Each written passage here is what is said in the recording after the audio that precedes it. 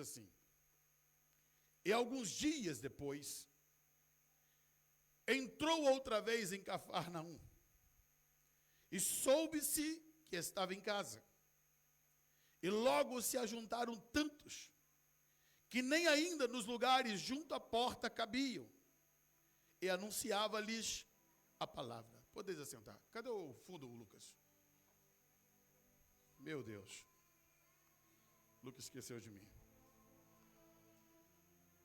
Amados, esse texto que é tão conhecido por todos nós, ele retrata um momento especial no início do ministério do Senhor Jesus, e que nos ensina verdades tremendas, profundas. E eu quero, nessa noite, trilhar com os irmãos nessa palavra. E os evangelistas, Mateus, Marcos e Lucas, eles narram e completam-se um ao outro. No Evangelho de Mateus, no capítulo 9, em Marcos, capítulo 2, em Lucas, capítulo 5, é o que nós vamos estar trilhando e observando aqui os nuances de detalhes que o Espírito Santo inspirou a cada um desses evangelistas para nos trazer o entendimento daquilo que ocorreu ali naquele momento. Nós temos 4 evangelistas que, usados pelo Senhor, pelo Espírito Santo, eles mostram facetas diferentes do mesmo milagre. E quando nós olhamos para cada um deles, nos seus relatos, isso acrescenta, nos faz entender quão glorioso foi o ministério do Senhor Jesus no lidar com as pessoas. A Bíblia diz, no Evangelho de Lucas, no capítulo 5,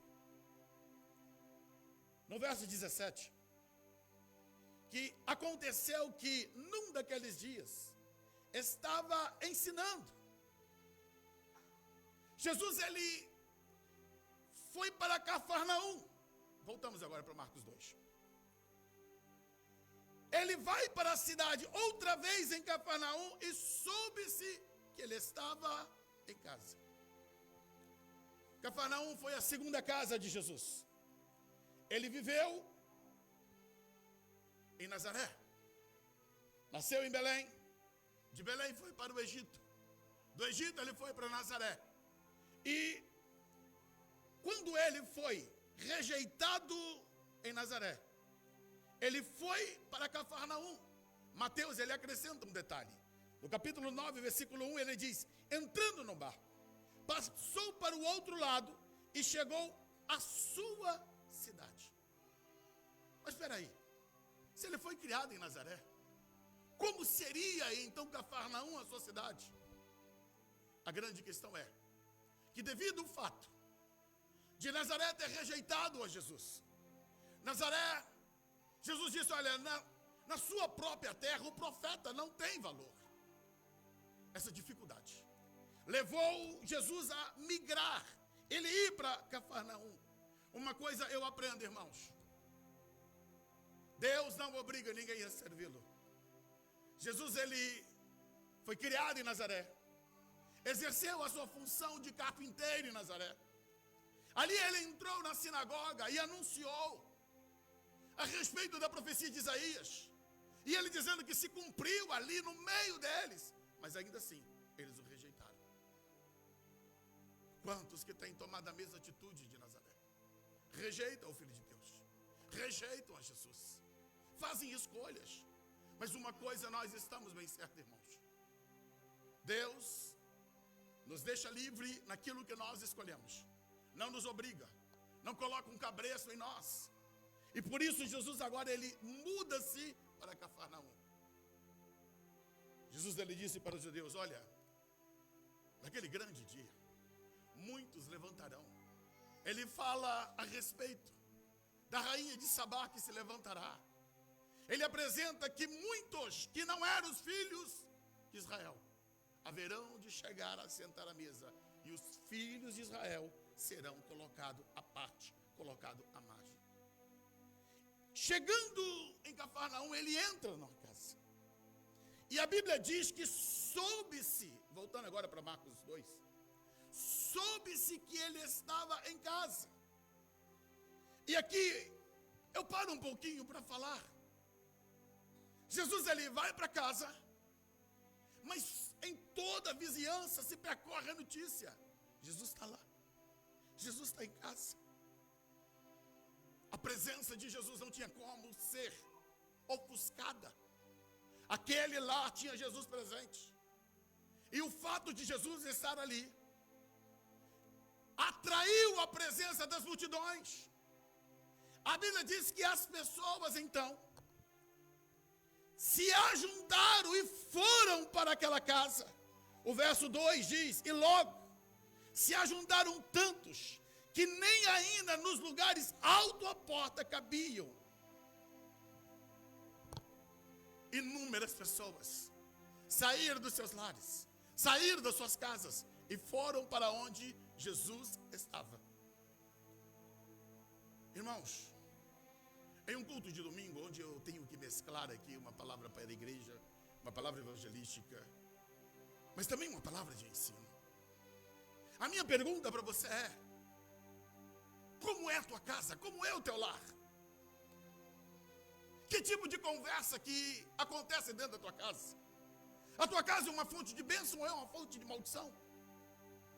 Por que as pessoas elas vão até a tua casa ou porque elas não vão até a tua casa?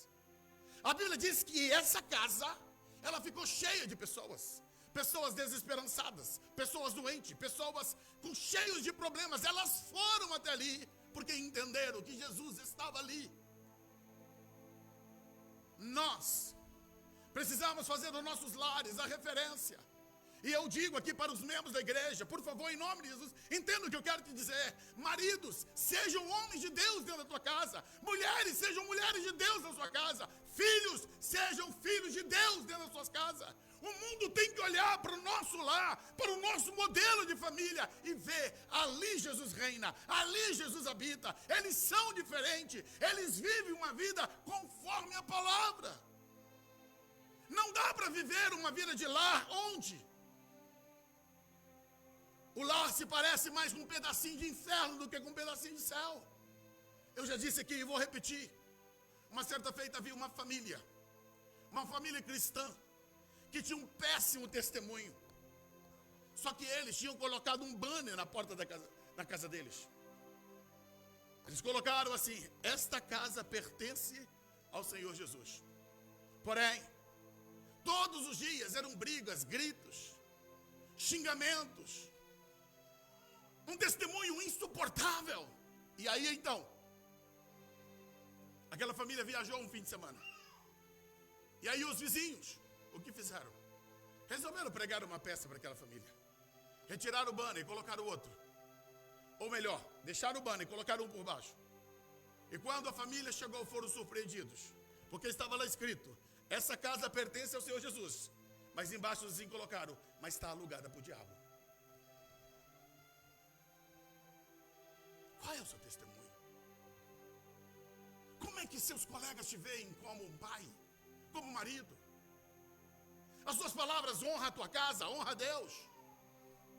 As suas palavras, quando você conversa no meio das suas amigas, você está honrando ao Senhor, honrando o casamento? Ou você é um murmurador, uma murmuradora, onde desfaz tudo aquilo que a Bíblia apresenta? Porque cada vez mais nós vemos pessoas dizendo: o casamento não dá certo, casamento é uma instituição falida. Quantas mulheres que são amargas e dizem: não, homem não presta. Homens decepcionados dizem: mulheres não prestam. E aí crente abre a boca, confirma tudo isso. Não, amados, não. Em Cristo Jesus nós somos nova criatura. Aquele que está em Cristo, nova criatura é.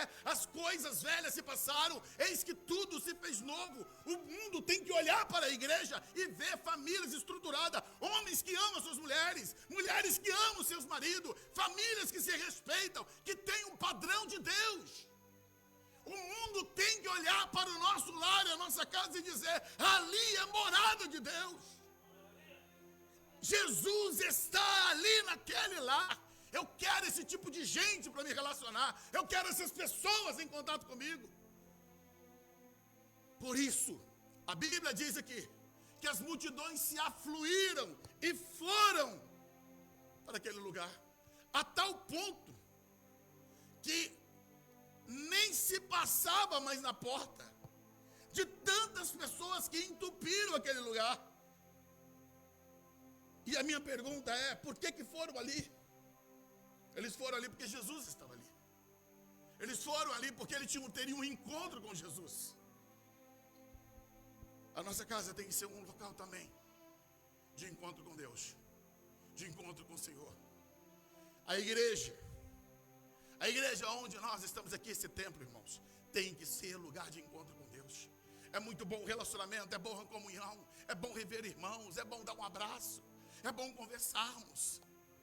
Mas, querido, se Jesus não estiver aqui, é inócuo, é vazio a nossa reunião, é sem sentido, porque só a comunhão não basta, só os apertos de mão não basta, só os abraços não basta.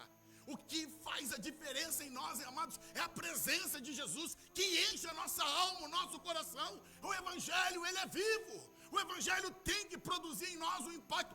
Isso não é emoção, isso é a vida de Deus. Jesus disse, eu vim para que tenham vida, e tenham vida em abundância. Essa abundância de vida tem que refletir dentro do interior de cada crente.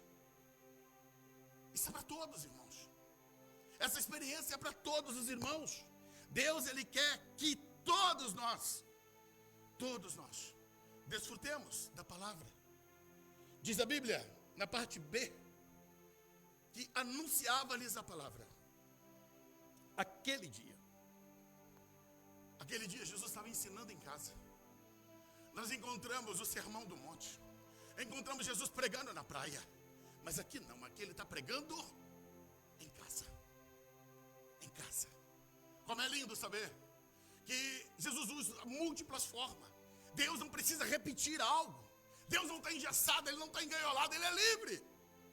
Assim como Jesus pregou lá nas montanhas, no monte, assim como ele pregou na praia, ele pregou no ar livre, também ele pregou numa casa cheia, lotada de pessoas, que não tinha ar-condicionado. Um tumulto danado de pessoas, mas ele estava ali ensinando, irmãos. E aquelas pessoas estavam ali porque a palavra de Deus, ela alimenta a nossa alma, ela alimenta o nosso coração. Ela é viva, ela é eficaz, ela é poderosa. Quantos que, ao terem contato com Jesus, voltavam e diziam, ninguém nunca falou como esse homem. Ele tem algo de sobrenatural. A palavra dele tem autoridade. Quando os discípulos de Emaús, que estavam indo embora para Emaús, eles conheceram Jesus, eles disseram, olha, quando ele falava, queimava em nosso coração por causa da palavra dele. A palavra de Jesus faz arder em nós uma chama de paixão, de mudança. A palavra tem que impactar, amados, a nossa vida. A vida cristã sem palavra, sem a palavra de Deus, é uma vida cristã vazia, oca, de fraqueza, de debilidade. Nós precisamos da palavra.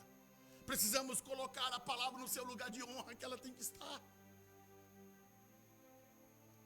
E Jesus estava ali, lhes anunciando a palavra.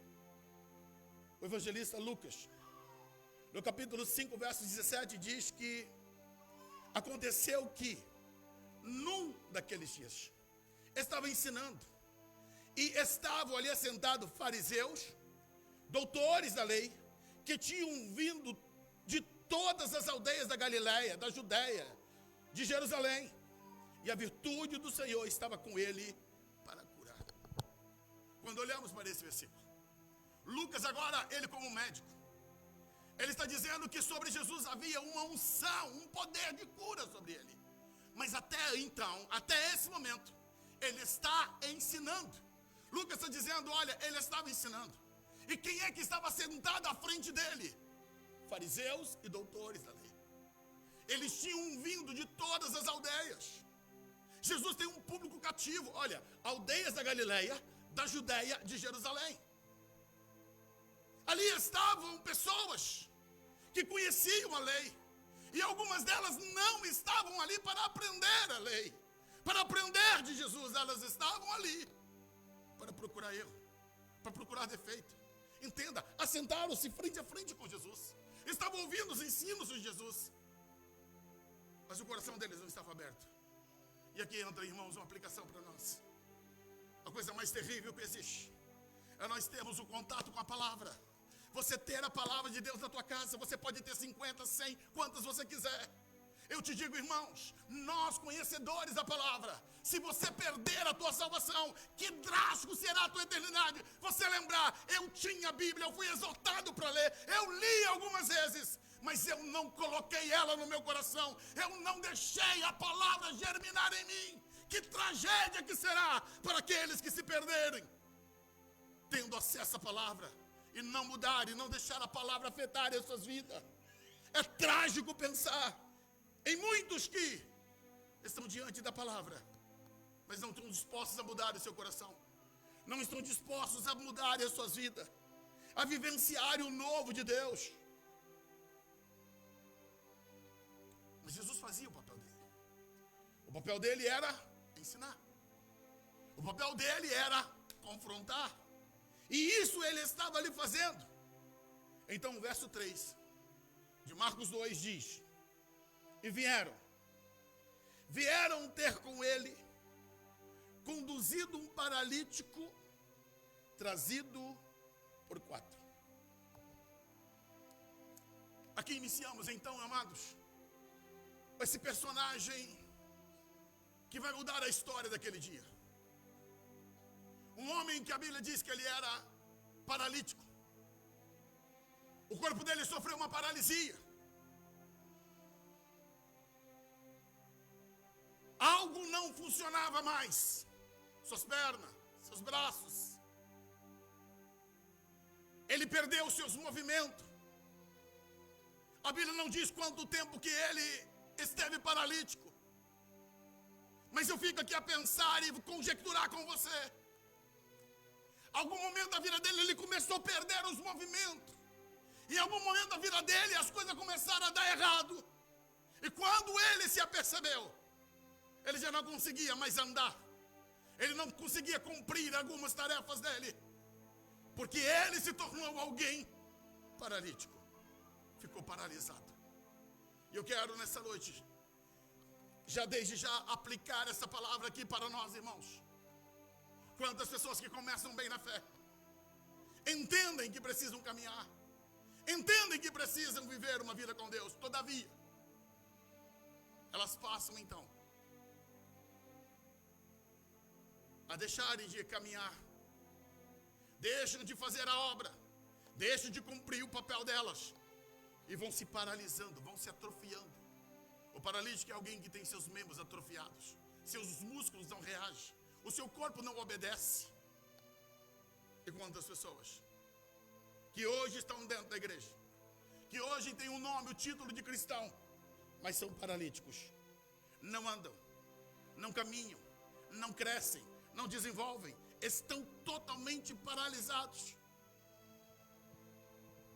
A Bíblia não diz qual é o nome desse homem, não fala a sua profissão, não diz qual é a sua condição social, mas eu posso dizer que esse homem estava sem expectativa, não havia cura para a paralisia, ele estava fadado ao fracasso e morrer diante dessa paralisia. Não havia para ele nenhuma esperança de algo que pudesse ser feito, até que então esse homem ouviu falar de Jesus. Porque, amados, quando nossos ouvidos se abrem para ouvir a palavra, a Bíblia diz que a fé vem pelo ouvir da palavra. Nasceu uma fé no coração desse homem, criou-se nele uma esperança de mudança. E eu digo para você, tem esperança para a tua vida, tem mudança de Deus para a tua vida. Jesus, ele é vivo, ele é poderoso para mudar a história das pessoas. Você não precisa perder a esperança, há uma esperança em Deus, há uma expectativa de mudança que ele pode operar em nós. Esse homem, ele entendeu que havia esperança para ele, mas agora ele tinha um problema. Como ir até Jesus? Primeiro, ele tinha que saber, por ele ser paralítico, Jesus ele não tinha um local fixo onde ele estava. Jesus ele não tinha um local onde ele poderia atender pessoas. Pelo contrário, ele estava aqui hoje, amanhã já estava em outro local. Então para esse homem a condição dele é muito parecida com paralítico do tanque de Betesda. Ele precisaria de ajuda. Ele precisaria de alguém. E quantas pessoas que se encontram nesse estado. E essa noite Deus reservou para ministrar o teu coração. Ei, tem um Deus no céu que te ama.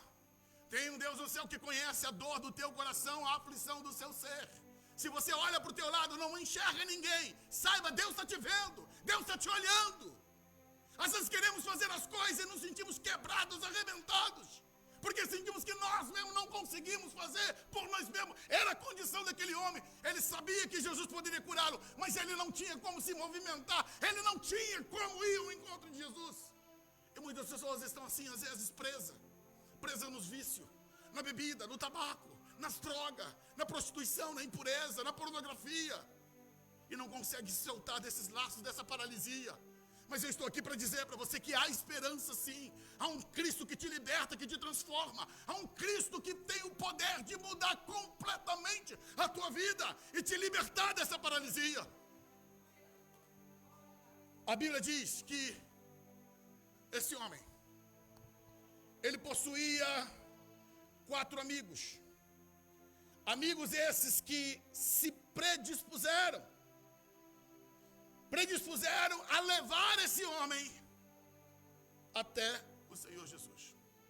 É interessante nós olharmos, irmãos, para esse texto e pensarmos nas dificuldades. Eu sempre tenho desafiado os irmãos, quando você lê a palavra, procure entrar dentro do contexto, procure olhar para ele, para você entender o que de fato estava ocorrendo.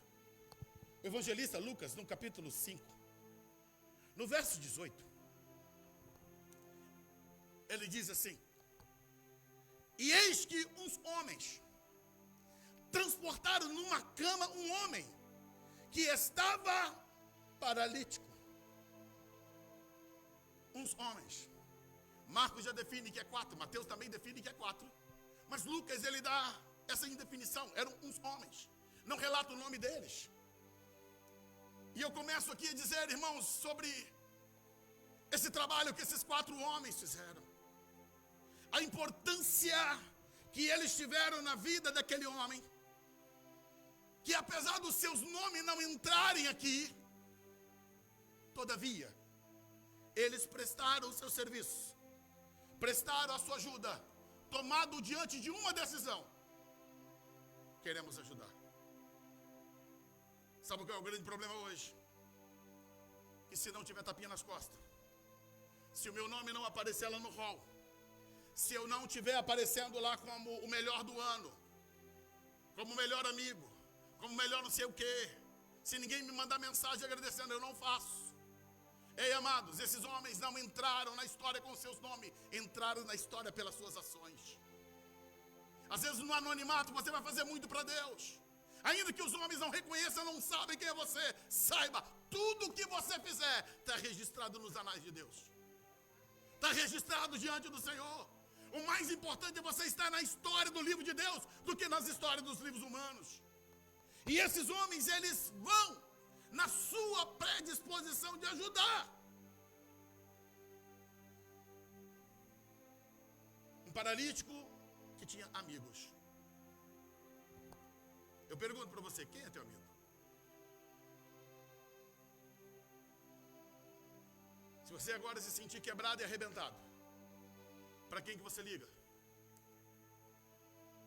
Você tem alguém no telefone que você possa ligar e dizer assim: estou precisando de ajuda. Você tem uma amiga de confiança? Você tem um amigo de confiança? Infelizmente a nossa geração está formando muitos colegas, mas quase nada de amigos. Sabe por quê? Porque a formação de caráter está mal, irmãos. Porque as pessoas se vendem com muita facilidade, vendem as outras. Se é amigo hoje, tem tapinha nas costas e está tudo ok. Mas se amanhã já não é mais amigo, expõe todas as coisas. Se coloca até fatos que não são verdadeiros. Queridos, isso é uma questão de caráter. Nós precisamos aprender essa amizade no meio cristão. A igreja está sendo chamada. Você tem que ser amigo. Jesus, ele disse para os seus discípulos: eu não vos chamo mais servo, mas vos chamo amigos. Nós não podemos andar segundo o curso do mundo. Em um mundo em que pela qual vale a pena apenas aquilo que me dá retorno. Se não me der retorno, não estou junto mais. Se não for para mim, então não serve. Esse homem tem 4 amigos e ele é paralítico. Ele tem quase nada para oferecer. É ele que depende dos amigos, mas esses amigos estão ali com ele. Seja amigo. Seja aquele que oferece a sua amizade, não por aquilo que essa amizade vai trazer, mas por aquilo que você tem a oferecer. Seja você que ofereça. Não espere nada em troca. Sirva. Jesus, ele disse, porque o Filho do Homem, ele veio para servir e não para ser servido, e dar a sua vida em resgate de muitos. Esse cristianismo precisa entrar na veia do cristão. Nós precisamos aprender o que é ser servo, irmãos. Precisamos aprender sobre amizade. Esse homem tinha verdadeiros amigos. Amigos que somaram com ele na hora difícil, no seu momento de paralisia. E eu pontuo aqui, esses homens, eles decidiram, deixa lá no 2, eles decidiram levar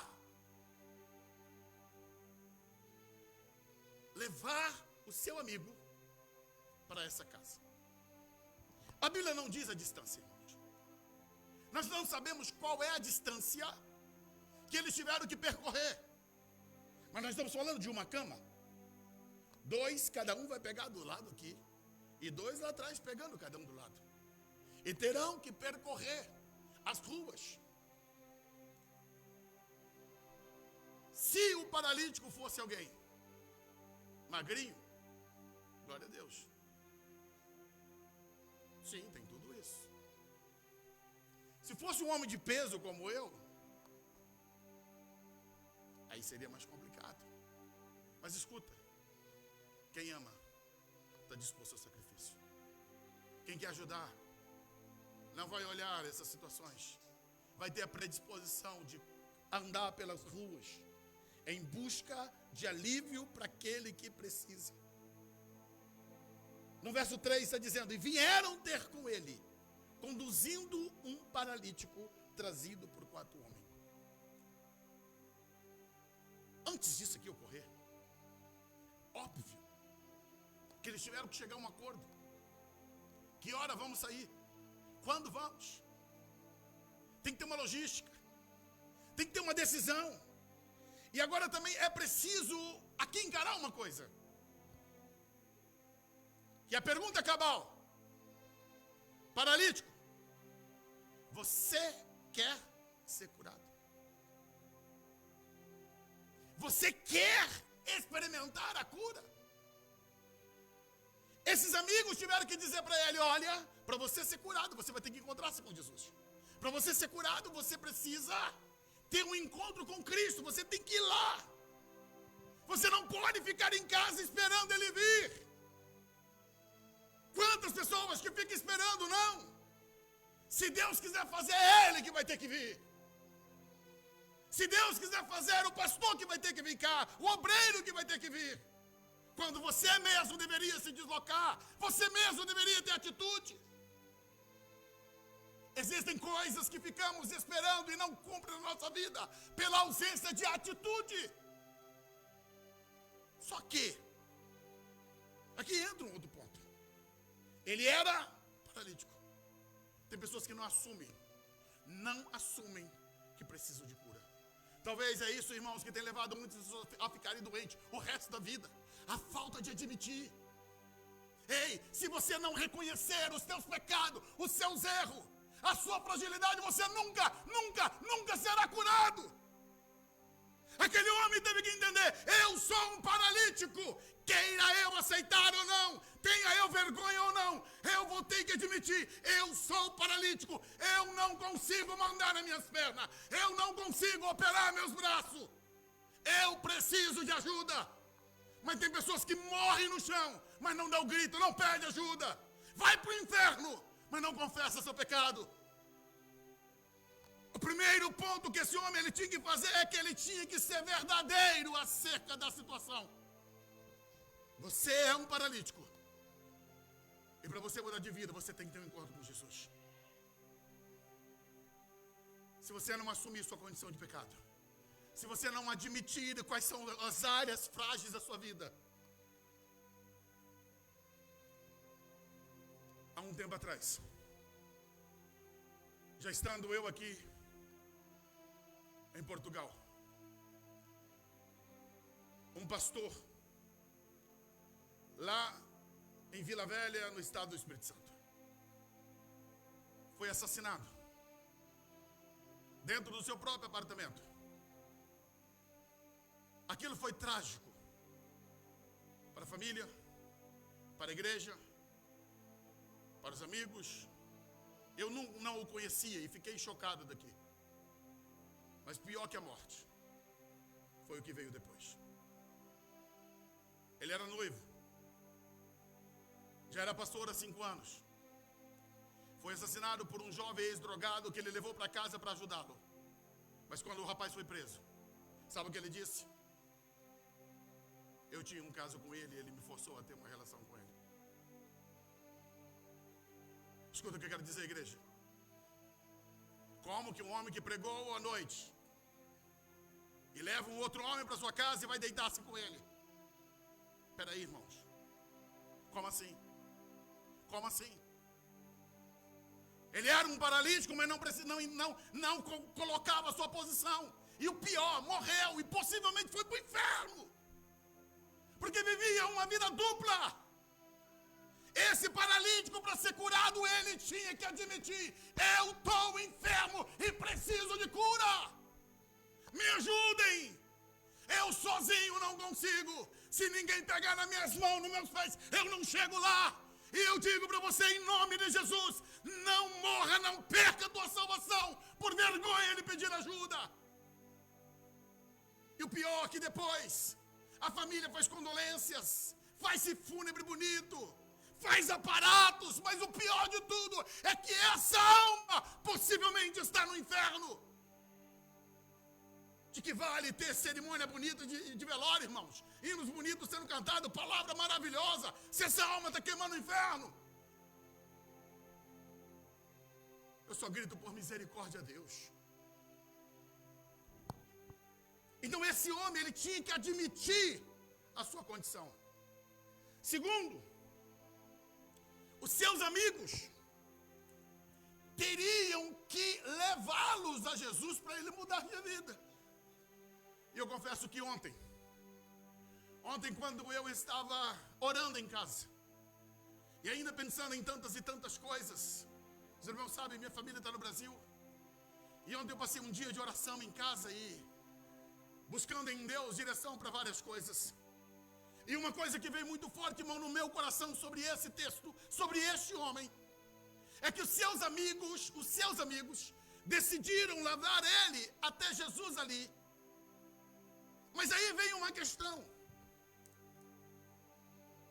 E eu faço essa pergunta para você. Igreja, eu chamo a sua atenção aqui, olha. Os teus amigos estão te levando para onde?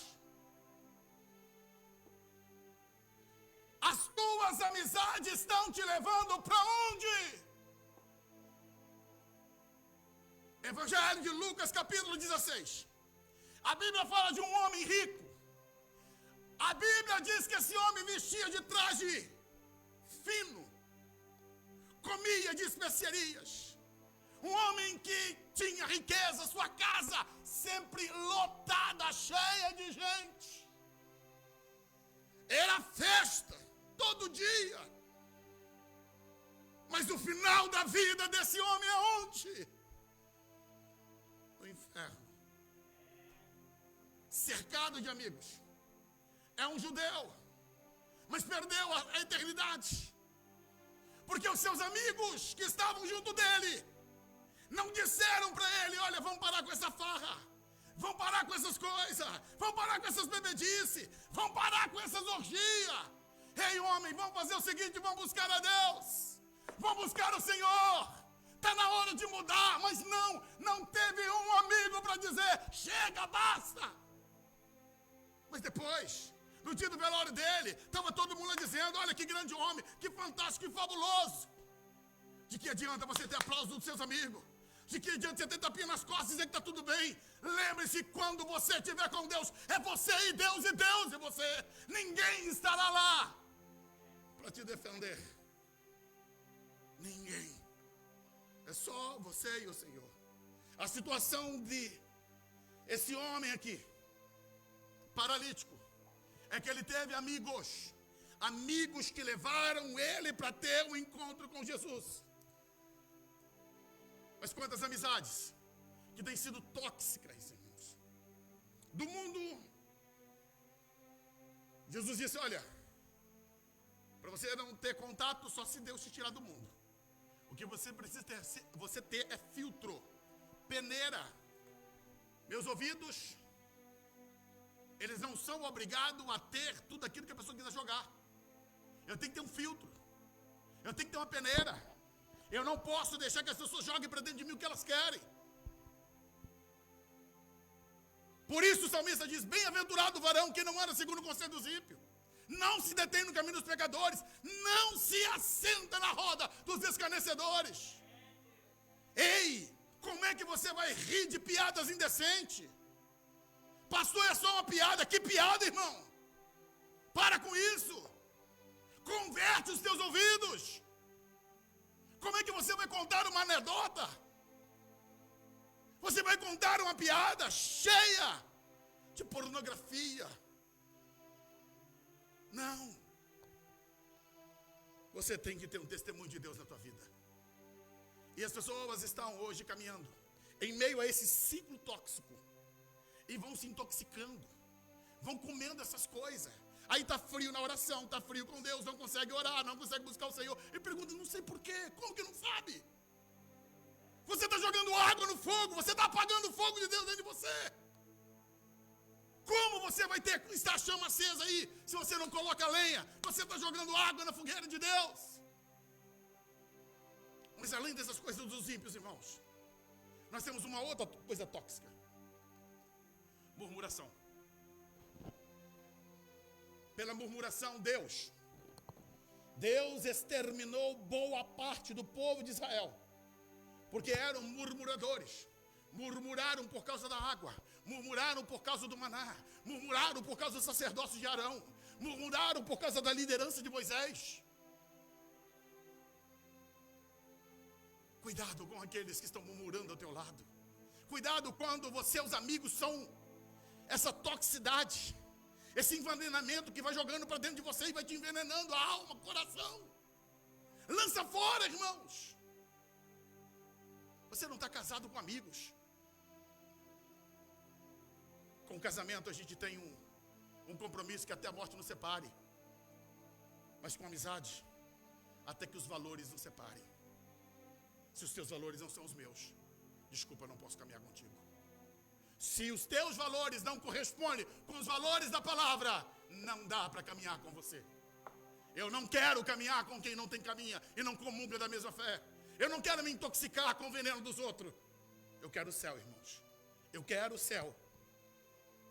Aqueles homens, para terminar essa parte, decidiram fazer uma viagem. E como eu disse, lógico, isso vai dar trabalho. Mas é preciso começar. Era preciso que alguém dissesse, vamos. Qual é o problema hoje? Vamos. Amanhã. Depois a gente resolve. Depois a gente faz. Sempre há um adiamento. Sempre há uma procrastinação. A tendência humana, irmãos, é que sempre vamos jogar para mais tarde. Vamos achar que depois teremos tempo. Depois consertamos, depois fazemos, depois. E o problema é que esse depois não chega. E quando você olha, já passaram coisas que eram para ser resolvidas em uma semana. Já se passaram meses, anos.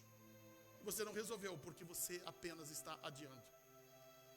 Mas dá trabalho, pastor, carregar um homem. Meu Deus do céu. Não é para carregar 10 metros. Talvez quilômetros. Mas entenda, se você não der o primeiro passo, você nunca vai chegar. Tem uma frase que, não sei se está correta, mas às vezes o Marlon fala lá, né? E aí está acabando, e ele responde assim, já faltou mais. É isso, Marlon? Já faltou mais. Quando você começa a caminhar, 10 passos que você deu, epa, já faltou mais, porque pelo menos 10 passos você já deu. Você precisa tomar atitude. Se você quer mudança de vida, você tem que tomar a postura. Eu vou me encontrar com Jesus. Sacode o jugo. Joga para fora as coisas e diga, eu vou e acabou. Ninguém me segura.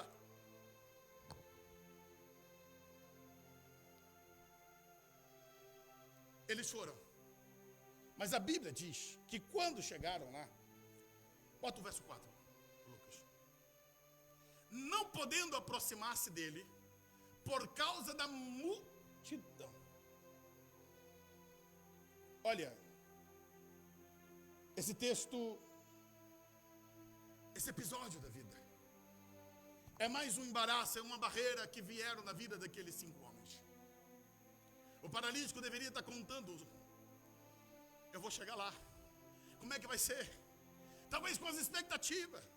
E aqueles 4 homens, talvez conjecturando entre eles, olha, Deus vai fazer um milagre na tua vida, vai acontecer isso, olha, eu ouvi falar de alguém que foi curado, de um leproso, alguém que foi liberto. Sim, era essa a conversa. Mas porém, quando eles chegaram lá na casa, quando eles se aproximaram, eles perceberam que tinha uma multidão. Entre eles e Jesus tinha uma multidão. Tem uma barreira, tem um obstáculo. Não dá para passar, não dá para seguir.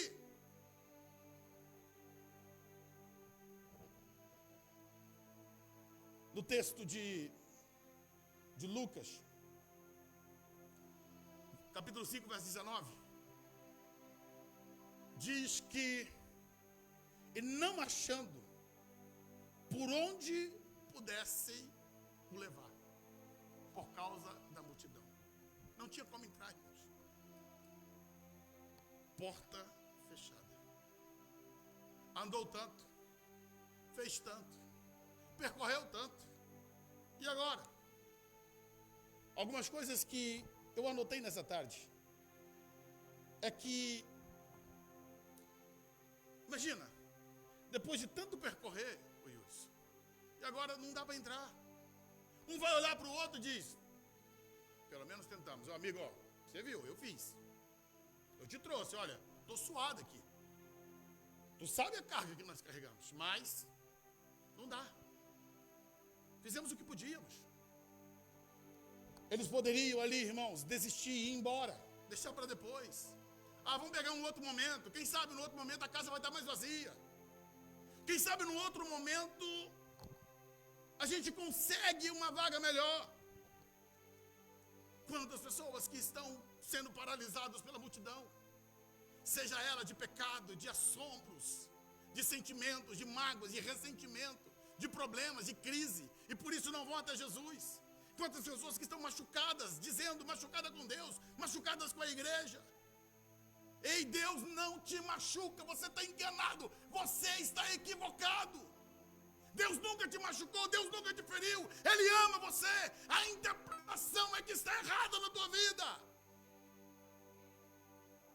Não era Jesus que não queria atender aquele homem, era uma multidão que interpunha, que estava ali, interpondo entre Jesus e aquele homem. Entenda, não é Jesus que não quer te atender. É uma multidão de pecado, de erro, de coisas que você precisa tirar da sua vida para você ter um encontro real com Jesus. Mas aí vem a questão. Eu já disse aqui, e vou repetir. Infelizmente a nossa geração tem sido uma geração muito fragilizada, com muito mimimi, com muito não me toques.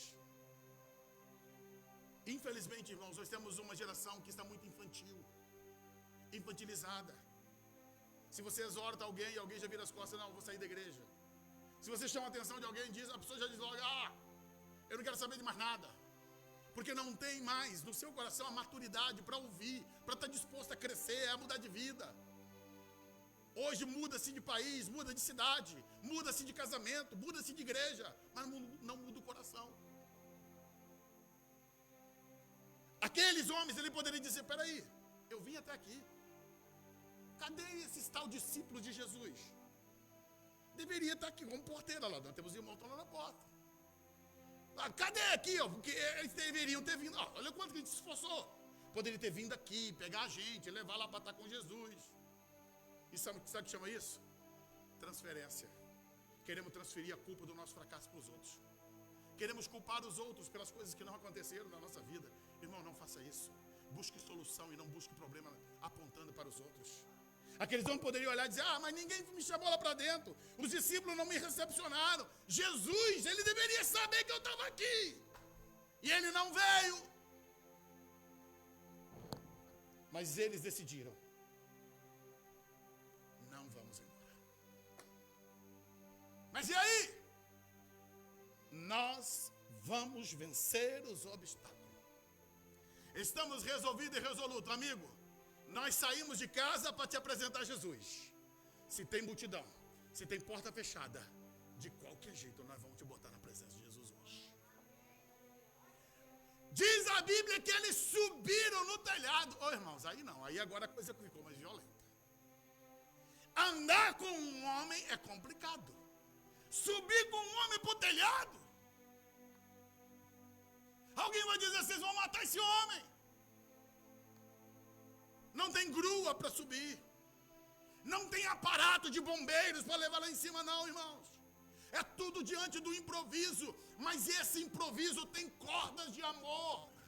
Tem vontade de ajudar. Tem vontade de socorrer. E eles vão lá para cima.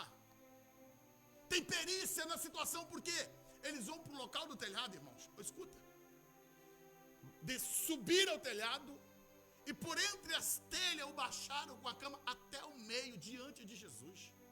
Eles não só fizeram o ato de abrir o telhado, mas eles conseguiram mensurar pela casa. Não, Jesus está ali, ó. Nós vamos abrir exatamente onde Jesus está. Dá trabalho? Sim, mas vale a pena. A Bíblia diz aqui que eles então descobriram o telhado. Só que tem uma coisa, irmãos. Em toda a Bíblia, no Novo Testamento, me diga um texto que alguém descobriu o telhado para experimentar milagre. Tem? Tem? Mas por que fizeram? Fizeram porque estavam dispostos a amar e viver o milagre. Talvez você tenha que fazer diferente. Se eu tenho que experimentar a mudança, não importa se ninguém fez, eu vou correr atrás. Eu vou correr atrás, eu vou fazer o que tiver que fazer. Ainda que ninguém fez, mas se é pelo milagre, Deus, eu estou disposto, como diz aquele hino, eis-me aqui, estou disponível, Deus. Ninguém viveu isso, mas eu estou disposto a viver. Dá trabalho arrancar telhado, dá trabalho furar ali aquela laje de barro, dá trabalho arranjar corda, porque tem que ter sincronismo. Os 4 tem que descer as cordas do mesmo tempo, irmão, porque se 2 vacila, o homem não desce, o homem cai. Trabalho coordenado. Isso que é a igreja, irmãos. Cada um de nós segurando uma ponta da corda. Nós vamos levar pecadores na presença de Deus. Por isso eu te digo, igreja, não solta a corda. Não afrouxa a corda. Não seja lento. Trabalhe ao mesmo tempo. Esse trabalho é conjunto. Os 4 têm que descer ao mesmo tempo. Ninguém pode atrasar. Também ninguém pode correr. Tem que ser sincronizado para não matar o paralítico. Isso chama sincronismo da igreja. Um ora, o outro prega, o outro jejua, o outro adora. E é assim, amados, junto, nós vamos fazer a obra de Deus. Mas é todos juntos, é sincronizados em Deus, para agradar ao Senhor, para cumprir o propósito dEle. E juntos nós vamos fazer a obra, nós vamos cumprir o propósito. Eles colocaram o paralítico diante de Jesus. Lá no meio. Ali estava agora aquele homem diante do próprio Cristo. Desceram. Mas aí vem a questão. A parte deles. Nunca mais você vai ler sobre esses 4 homens. Sabe por quê? Missão cumprida. Esse sentimento que temos que ter, irmãos. Importa que ele cresça, que eu diminua. A glória é dele. O louvor é dele. A honra tem que ser dele. Nós só somos instrumentos dele. Eles ajudaram, cooperaram, mas agora sai de cena. Porque agora tem alguém que tem que entrar em cena. E quem é? É ele. É ele. Agora a cena é dele. Os 4 cooperaram para apresentar o paralítico para Jesus. E agora ele sai de cena porque entra o Senhor Jesus. Vira, Lucas. E Jesus olhou. Eita glória. Imagine o tumulto de gente gritando. Ai, está me sujando aqui, tem terra caindo aqui. Ninguém está entendendo nada. Você é louco, você é doido. Se o dono da casa estivesse ali, ia gritar, vai pagar!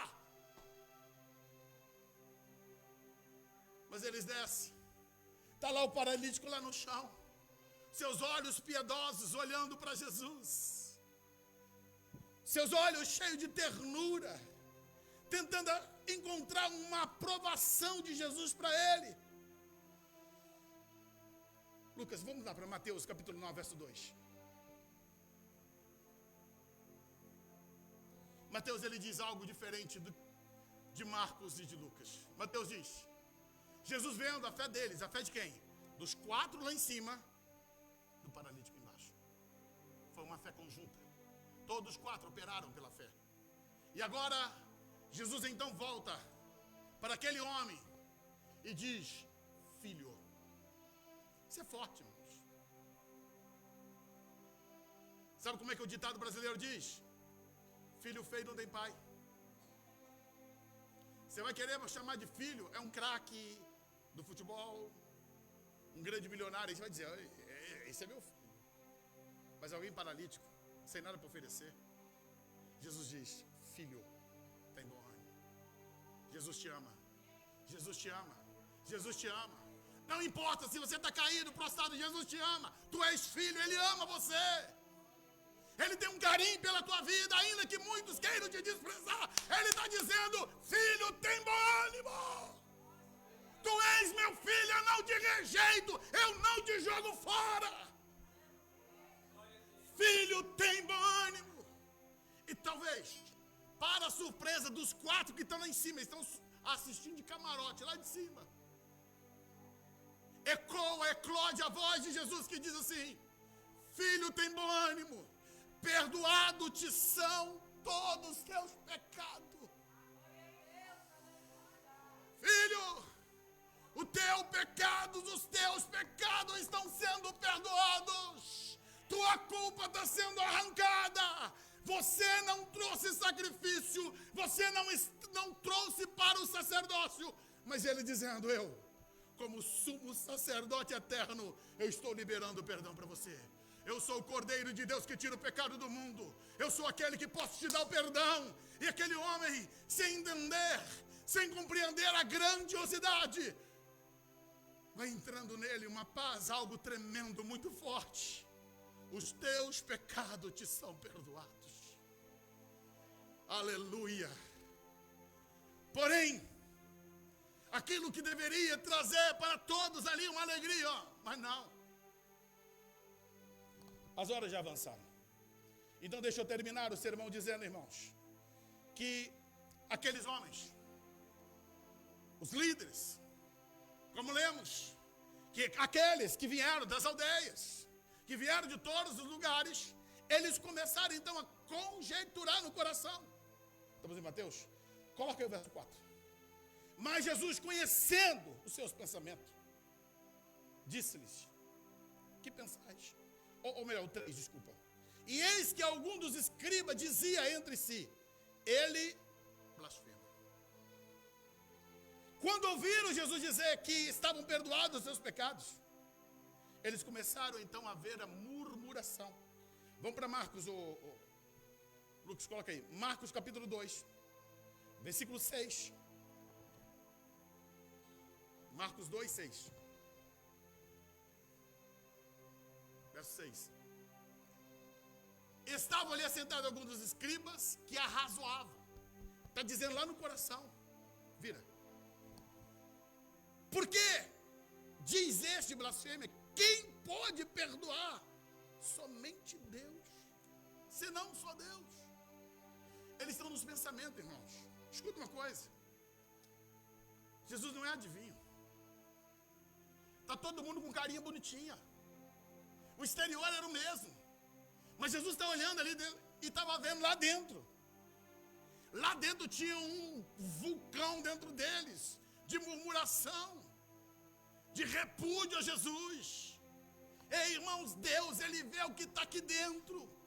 Quando nós estamos na presença dEle, não precisamos nem balbuciar a palavra. Ele sabe o que está dentro de nós. Jesus viu e leu lá dentro do coração deles. E é por isso que no verso 8 ele vai dizer: e Jesus, conhecendo logo em espírito que assim é razoável entre si, lhes disseram: por que arrazoais sobre essas coisas em vossos corações? O que é mais fácil? O que vocês estão pensando aí? O que é mais fácil? Verso 9: dizer ao paralítico: estão perdoados seus pecados? Ou dizer: levanta, toma o teu leite e cama? Toma o teu leite e anda. O que é mais difícil? O que é mais fácil para vocês? Lógico, dizer perdoados estão seus pecados é subjetivo. Não tem como você ver pecado sendo perdoado. Mas também dizer: toma teu leite e anda. Aí não tem truque. Jesus pergunta, desafia eles: o que é mais fácil? E para terminar, irmãos, como disse, o horário já foi embora. Bota o 10. Ora, para que saibais que o Filho do Homem tem poder, tem na terra poder para perdoar pecados. Vocês que estão achando que eu estou dizendo blasfêmia, para que vocês saibam que o Filho do Homem tem poder para perdoar pecados. Aí ele se dirige ao paralítico, coloca o 11. A ti eu te digo, homem. Os olhos deles esbugalhados para Jesus. Levanta-te, homem. Essa voz entra nos ouvidos dele. Levanta, toma o teu leito e vai para a tua casa. Explode dentro dele um poder. As pernas que não tinham movimento é tomado por um poder sobrenatural. Os seus músculos reagem.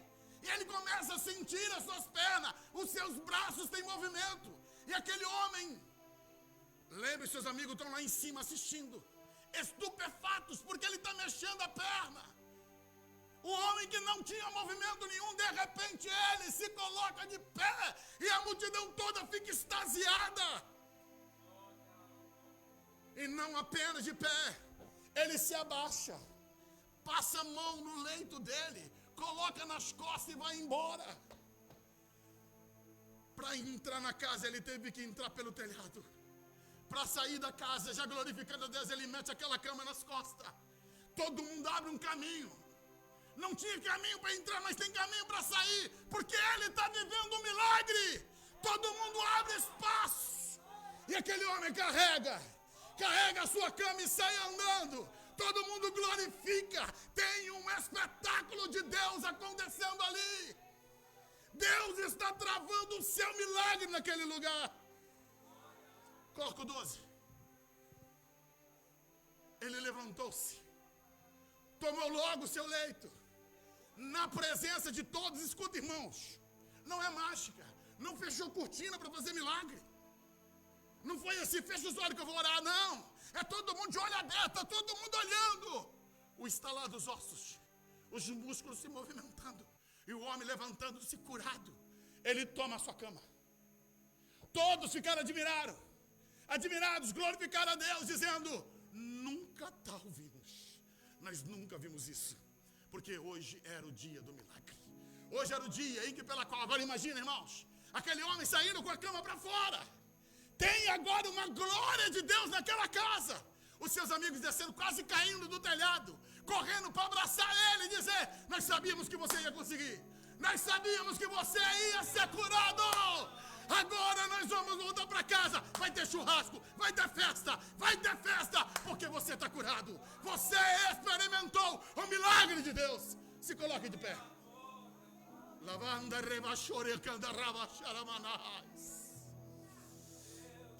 E eu termino dizendo, irmãos, agora aquele homem, ele sai pela rua com aquela cama nas costas. E você vai perguntar: mas pastor, por que ele está carregando a cama? Porque a cama é o sinal para dizer para todos: olha, Vocês me viram passar por esse trajeto, sendo carregado pela cama, mas eu agora estou voltando com ela nas costas, porque Jesus me curou. Esse era o meu passado. Hoje eu sou um homem livre, livre da paralisia, livre. Eu tenho um testemunho. Essa cama é o meu antes, essa cama era a minha prisão, mas eu estou liberto. Eu estou aqui mostrando o sinal do meu milagre. Deus fez um milagre na minha vida. Por onde ele andava, por onde ele passava com aquela cama nas costas, as pessoas tinham que dizer: olha o ex-paralítico, olha o ex-paralítico. A cama não tem que carregá-lo mais, é ele que carrega a cama. Feche os teus olhos. Eu quero perguntar nessa noite, se tem alguém que adentrou as portas desse templo, que ainda não entregou a vida para Jesus, que está como esse paralítico. Você até quer, você quer Jesus, você quer mudar a vida, mas você não consegue. Eu quero dizer para você que hoje o Espírito Santo, como paracleto, como ajudador, ele está aqui dizendo para você: eu te ajudo, eu te ajudo, eu te ajudo. Conforme diz Isaías: eis que te tomo pela tua mão direita e te digo: eu te ajudo. Se tem alguém que está afastado do Evangelho, se tem alguém que ainda não teve um encontro com Jesus, sai do teu lugar, vem aqui correndo, faça igual aquele paralítico. Ele admitiu: eu preciso de cura, eu preciso de um milagre, e ele experimentou o milagre. Hoje Deus tem um milagre para a tua vida, só depende de você. Só precisa você tomar uma decisão, em clamar por Jesus, em se encontrar com Jesus, e Deus vai fazer um milagre na tua vida. Tem alguém? Se não tem ninguém, eu quero estender esse convite para a igreja. Você que espiritualmente tem se sentido paralisado, enfraquecido, você sente que precisa dar uma renovada na tua vida. Jesus, ele te ama, Jesus, ele quer mudar você. E eu quero terminar esse culto. Se você precisa de oração, vem aqui à frente, não se importa com os irmãos. Nós estamos aqui, como eu disse, para darmos as mãos, para te levar até Cristo. Porque é hora de mudar, irmãos. Jesus está voltando, não dá para largar ninguém para trás, não dá para você ficar para trás. Agora só depende de você querer ajuda, tomar a decisão. Feche seus olhos. Senhor Deus e Pai, eu oro a Ti. Senhor, eu clamo, Senhor, pelo Teu milagre na vida da igreja. Espírito Santo, Espírito Santo, Espírito Santo, vem. Vem, Espírito Santo, e sopra, sopra, sopra, sopra nesse lugar. Traga vida, resgata, restaura.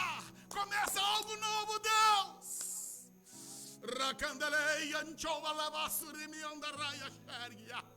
Toca, Deus, toca no coração do teu povo, toca no coração da tua igreja. Eu quero profetizar a mudança, a transformação. Eu creio, Deus, que o Senhor continua sendo o mesmo, o Deus que cura, o Deus que liberta, o Deus que transforma, o Deus que muda a história. Toca nessa família, toca nesse homem, nesta mulher, e muda, Senhor, pelo poder do teu nome, pelo poder do teu nome, pelo poder do teu nome, pelo poder do teu nome, Jesus.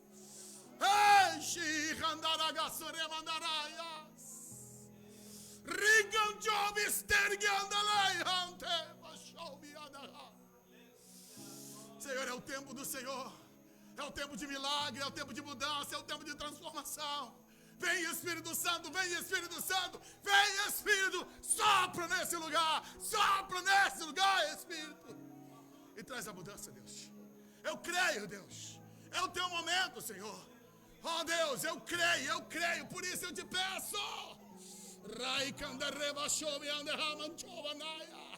Senhor, que hoje o Senhor comece um processo novo.